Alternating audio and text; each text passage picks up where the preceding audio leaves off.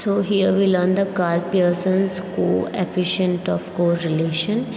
Karl-Pearson's coefficient of correlation is referred as the most perfect method for finding correlation. देखिए Karl-Pearson coefficient correlation जो है वो सबसे perfect method मानी गई है कोरिलेशन को फाइंड करने के लिए। ये सिर्फ हमें किस बारे में बताती है, ये सिर्फ it only tells about the direction of change but also tells about the extent of change. मतलब हमारा जब भी डायरेक्शन चेंज होता है उसके बारे में भी इन्फॉर्मेशन देते हैं, और जब भी हमारा एक्सटेंट होता है किसी भी चेंज में तो उसके लिए भी हमें उसके बारे में बताती है।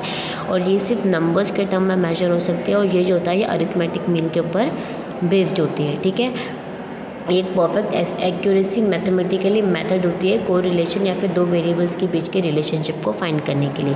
मेन कैरेक्टरिस्टिक्स क्या होते हैं कार्ल-पियर्सन्स कोएफिशिएंट ऑफ कोरिलेशन के? कोरिलेशन जो होता है उसकी कोई यूनिट नहीं होती, वो एक नंबर होता है, और जहाँ पे हम क्या करते हैं उनकी जो मेजरमेंट होता है उसको हम यूनिट्स में डिवाइड नहीं कर सकते। जो वैल्यू ऑफ कोरिलेशन होती है कोएफिशिएंट ऑफ कोरिलेशन अगर पॉजिटिव है एक्स और वाई वेरिएबल्स, तो मतलब अगर वो पॉजिटिव रिलेशन शो कर रहा है तो इसका मतलब क्या है कि एक्स और वाई जो दोनों वेरिएबल्स है वो सेम डायरेक्शन में मूव कर रहे हैं और they are directly related to each other. ठीक है, देन जो हमारा the value of coefficient of correlation होता है वो किसके -1 और +1 के बीच में लाई करता है। अगर जो हमारी वैल्यू है कोएफिशिएंट की वो अगर +1 या लेस देन माइनस होती है तो हमें क्या कहता है मिसकैलकुलेशन के बारे में हमें बताता है। तो ये हमारा क्या था, ये हमारे मेन कैरेक्टरिस्टिक्स थे, मेन फीचर्स थे कोएफिशिएंट ऑफ कोरिलेशन के। ठीक है, अब हमारे एजम्पशंस भी देख लेते हैं कि कोएफिशिएंट ऑफ कोरिलेशन के एजम्पशंस क्या होते हैं। Many independent factors have impact on the variables. जो बहुत सारे ऐसे फैक्टर्स होते हैं जो इंडिपेंडेंट है तो उसका जो इम्पैक्ट होता है वो भी किस पे पड़ता है, हमारे वेरिएबल्स पे पड़ता है। इंडिपेंडेंट फैक्टर्स के एक जो हमारा फर्स्ट रिलेशन होता है वो क्या करता है, वो कॉज बताता है, और दूसरा क्या बताता है, इफेक्ट बताता है। मतलब कॉज और इफेक्ट के बीच का जो रिलेशनशिप होता है वो वेरिएबल्स के बीच में वो जो हमारा कोएफिशिएंट ऑफ कोरिलेशन है वो शो करता है। The two series have some linear relationship between them. Linear मतलब पॉजिटिव रिलेशन, जब दोनों चीज़ें एक ही सेम डायरेक्शन में हमारी मूव होती है तब। नेक्स्ट हम पढ़ेंगे स्पेयरमैन्स ऑफ कोएफिशिएंट ऑफ कोरिलेशन। ये हमारा स्पेयरमैन्स रैंक कोरिलेशन कोएफिशिएंट, मतलब पियर्सन्स कोएफिशिएंट ऑफ कोरिलेशन से useful only when the correlation is required in numbers. हमारा जो हमने इसके पहले जो पियर्सन का जो हमने पढ़ा था कार्ल-पियर्सन्स का, वो हमें तभी यूज़फुल होता है जब हमें नंबर्स के टर्म में किसी भी चीज़ को कैलकुलेशन की रिक्वायरमेंट होती है।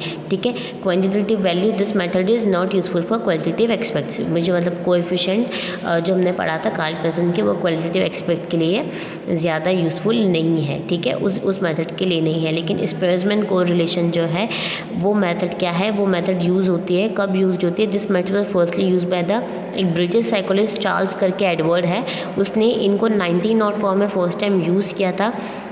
ये जो रिलेशन होती है ये किस पे बेस्ड होती है, हमारे रैंक्स पे बेस्ड होती है, हमारे जो वेरिएबल के रैंक होती है उस पर बेस्ड होती है।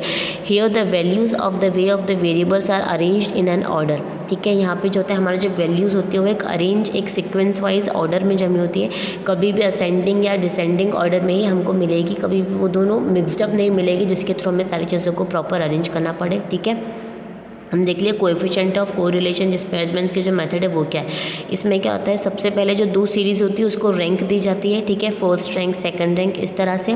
The highest value in last rank to the lowest value of ranks. जब हमारे पास दो सीरीज़ होती है तो जिसकी सबसे ज़्यादा हाईएस्ट वैल्यू है उसको फर्स्ट रैंक दी जाती है, और जिसकी बहुत कम वैल्यू होती है उसको क्या करते हैं हम लोवेस्ट वैल्यू की रैंक दे देते हैं। The difference of the rank is 10 square to obtain the square. हमारी जो डिफरेंस होती है रैंक्स में वो कितने की डिफरेंस होती है, 10 की डिफरेंस होती है, और किसी भी स्क्वायर को ऑब्टेन करने के लिए।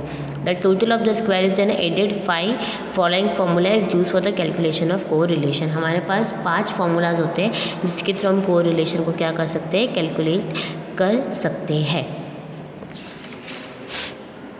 अब हम देख लेते हैं कि हमारे पास क्या क्या मेरिट्स होते हैं कोरिलेशन के। ठीक है, मेरिट्स ऑफ रैंक कोरिलेशन। ये मेथड बहुत ज़्यादा सिंपल होती है। Just with rank correlation can be calculate. सिर्फ रैंक के अकॉर्डिंग हम क्या कर सकते हैं, कोरिलेशन का जो मेथड है उसको कैलकुलेट कर सकते हैं। Wherever the data is irregular there also this method is useful. अगर कहीं पर डाटा हमारा इरेगुलर फॉर्म में है तो वहाँ पर भी हम इस मेथड को यूज़ कर सकते हैं।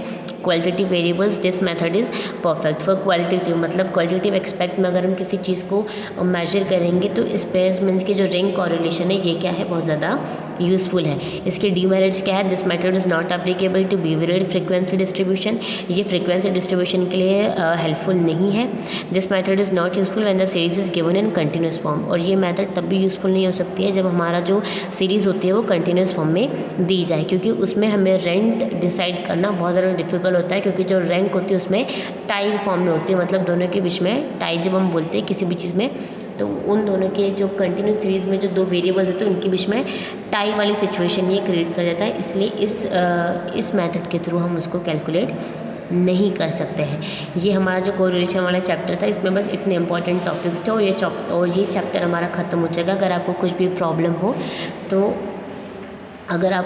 प्रॉब्लम हो तो आप कमेंट सेक्शन में मुझे बता सकते हो।